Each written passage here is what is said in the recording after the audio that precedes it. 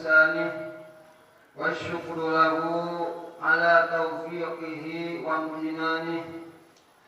أشهد أن لا إله إلا الله الداعي إلى رضوانه، وأشهد أن سيدنا محمدا عبده ورسوله صاحب الشفاعة لأمته. اللهم صل على سيدنا محمد وآله ومن تبعه إلى يومنا هذا وبعده. أيها الحاضرون، أوصي نفسي وإياكم بتقوى الله، وقد فاز المتقون. أعوذ بالله من الشيطان الرجيم. يا أيها الناس اعبدوا ربكم الذي خلقكم والذين من قبلكم لعلكم تتقون.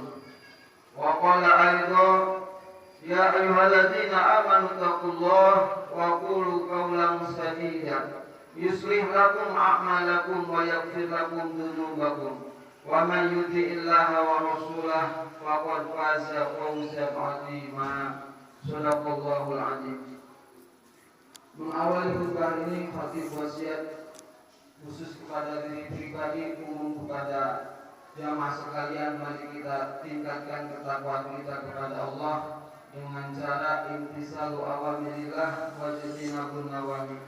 Laksanakan segala apa yang Allah perintahkan dan jauhi segala apa yang telah Allah larang.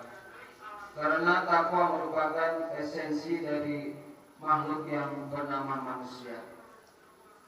Inna akramakum indallahi atqakum. Yang paling mulia di antara kalian adalah yang paling takwa kepada Allah. Hadirin jamaah Jumat rahimakumullah. Dari 6.666 ayat dalam Al-Quran, ada 7 ayat yang harus kita baca 17 kali dan berulang-ulang. Yang 7 ayat itu terkumpul dalam surat Al-Fatihah atau Ummul Kitab. Rugi sekali kalau kita membaca Al-Fatihah tiap hari 17 kali, tetapi kita sedikit dapat hikmah atau sedikit apa yang dapat kita ambil dari bacaan kita tersebut. Meskipun pada dasarnya siapa saja yang membaca Al-Quran, baik dia paham atau tidak, tetap akan mendapatkan kebaikan pahala dari Allah. Sebab Al-Quran adalah al-muta'abbad bitilawati, dianggap beribadah dengan membacanya, baik paham ataupun tidak. Tetapi alangkah baiknya terus kita meningkatkan keilmuan kita, keimanan kita dengan terus menggali dan memahami apa kandungan yang kita tahu dari Al-Fatihah. Ada beberapa hikmah atau yang dapat kita petik dari surat Al-Fatihah. Tentunya bukan ini saja, masih banyak hikmah yang mungkin lebih banyak yang belum kita tahu dari Al-Fatihah. Setidaknya Al-Fatihah menjawab pertanyaan yang penting terhadap diri kita. Yang pertama, siapa kita? Yang kedua, sedang di mana kita? Yang ketiga, apa tugas kita? Dan dalam melaksanakan tugas tersebut, apa landasan kita? Dan yang terakhir, bagaimana efek kalau kita tidak melaksanakan aturan tersebut? Hadirin rahimakumullah, yang pertama pertanyaan, siapa kita? Maka dijawab dengan ayat Bismillah Alhamdulillah. Dijawab dengan 2 ayat. Bismillahirrahmanirrahim. Alhamdulillahirabbil alamin. Sudah maklum bahwa kita sering diajarkan oleh orang tua kita, oleh guru-guru kita, awalilah segala sesuatu yang baik dengan bismillah dan akhiri dengan hamdalah, alhamdulillah. Bahkan Rasul bersabda, kullu amrin zi balin la yudau bismillah bahwa aqta au ajam au abtar. Segala sesuatu yang baik jika tidak diawali dengan bismillah, maka hal tersebut akan kurang barokah atau dalam binatang yang cacat. Rugi sekali. dan akhiri dengan hamdalah. Lalu apa dibalik awal dan akhir ini? Dibalik dari akhlak yang agung ini, setiap kita memulai dan mengakhiri selalu ingat kepada Allah, maka ingat kita pun berawal dan berakhir. Kita berawal. Mungkin kita ada yang baru 70 tahun, 60 tahun, 40 tahun. Berarti kita mempunyai awal. 100 tahun yang lalu ada di mana kita? Dan sesuatu yang berawal pasti terikat dengan terakhir. Yang sesuatu yang berakhir berarti dia mempunyai keterikatan dengan awal. Itulah yang namanya makhluk. Siapa kita? Kita adalah makhluk. Adanya diadakan oleh Allah. Berarti kita mempunyai awal. Dan setelah kita ada, Allah akan mengakhiri kita dengan adanya maut. Sedangkan Allah dialah yang huwa awal wal akhir. Dia yang awal dengan tidak ada permulaan dan yang berakhir dengan tidak ada kesudahan. Allah ada sebelum makhluk ini ada, dan Allah akan tetap ada meskipun yang ada sudah tidak ada. Wajibul wujud. Kita adalah makhluk. Lalu sedang di mana kita? Sedang apa kita?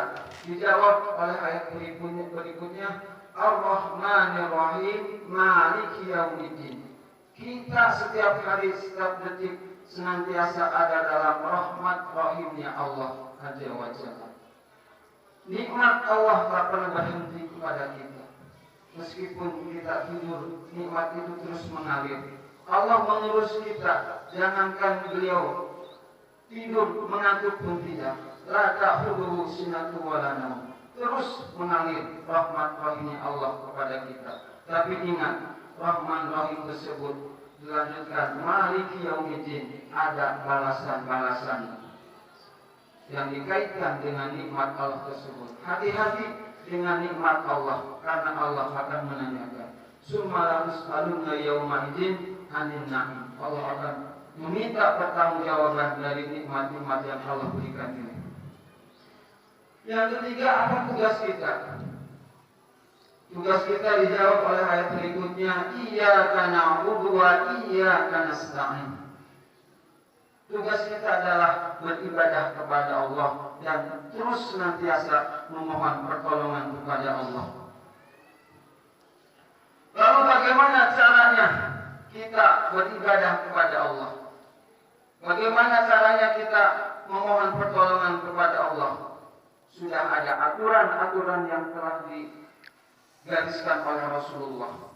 Jangan membuat amalan ibadah-ibadah yang tidak ada contoh dari Rasulullah dan para ulama yang telah menyepakatinya.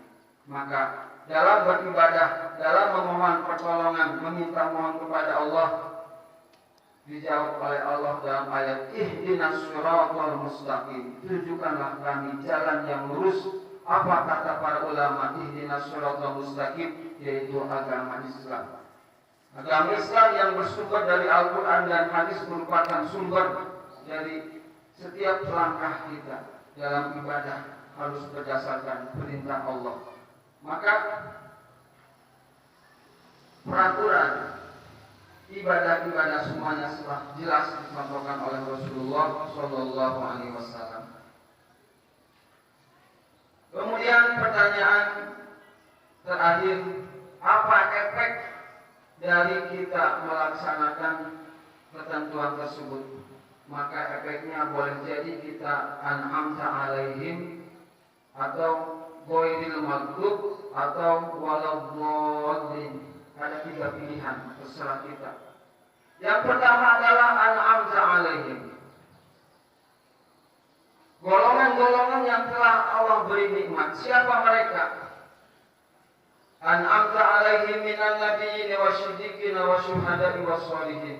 Mereka lah orang-orang yang telah mendapat nikmat adalah mereka para nabi, para syuhada, para aulia, para sholihin. Itulah yang harus kita gabung terhadap golongan-golongan mereka. Jangan sampai kita menjadi al-maghdub. Siapa al-maghdub? Al-Yahud wal-dhalin, dan juga jangan sampai kita menjadi orang-orang yang tersesat. Siapa itu? Nasrani. Mudah-mudahan kita senantiasa apa yang kita baca ini senantiasa hadir melekat dalam hati kita. Sebab apa? 17 kali kita baca. 17 kali. Jadikanlah kita Fatihah yang berjalan. Kalau sudah menjadi Fatihah yang berjalan, insya Allah kita menjadi Al-Quran yang berjalan. Amin. Ya Allah ya Rabbal Alamin. Barakallahu li wa lakum bima fihi minal ayati wa dzikril hakim wa taqabbalallahu